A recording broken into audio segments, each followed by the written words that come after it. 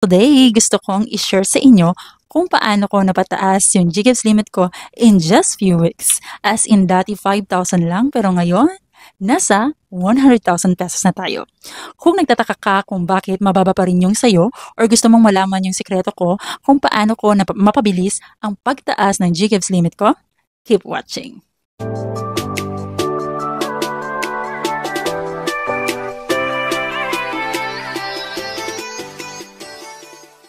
Hello guys! Welcome back to my channel. Again, this is Da and welcome to Da Tutorials.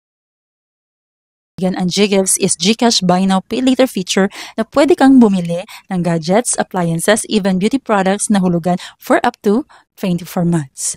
Pero hindi lahat nabibigyan ng mataas na limit, okay? Kailangan mong patunayan na credit-worthy ka at dito papasok yung G-Score. Alam nyo, nung una, na-activate ko yung GCash ko at sobrang saya ko na nun. Pero na-disappoint ako kasi nga, ang liit ng limit. Mga 5,000 lang at hindi ko pa mabili yung item na gusto ko kasi nga, kulang ang budget. Okay?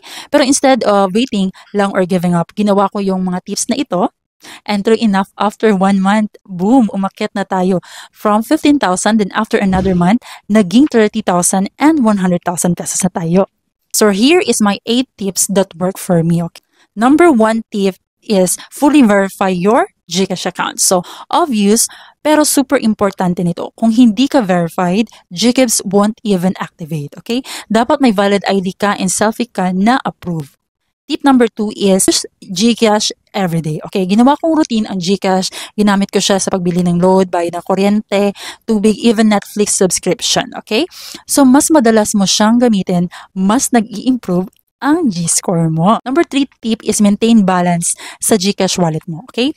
Huwag mong hayaang laging zero ang wallet mo kahit may 500 or 1,000 pesos man lang, nakakatulong siyang ipakita na you can manage your money.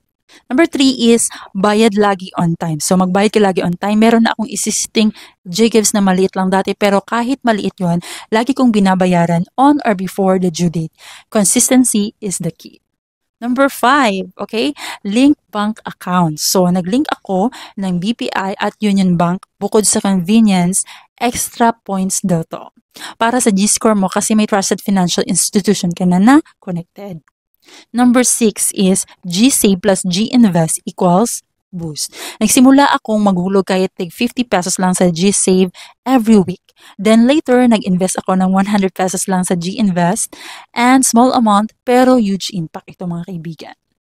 Number 7 is try mo itong G-Insure. Nung makita ko may 20 pesos lang na insurance sa G-Insure, sinubukan ko agad kasi mura lang pero dagdag activity na rin ito sa account natin. Sa account ko, which GCash sees as responsible behavior.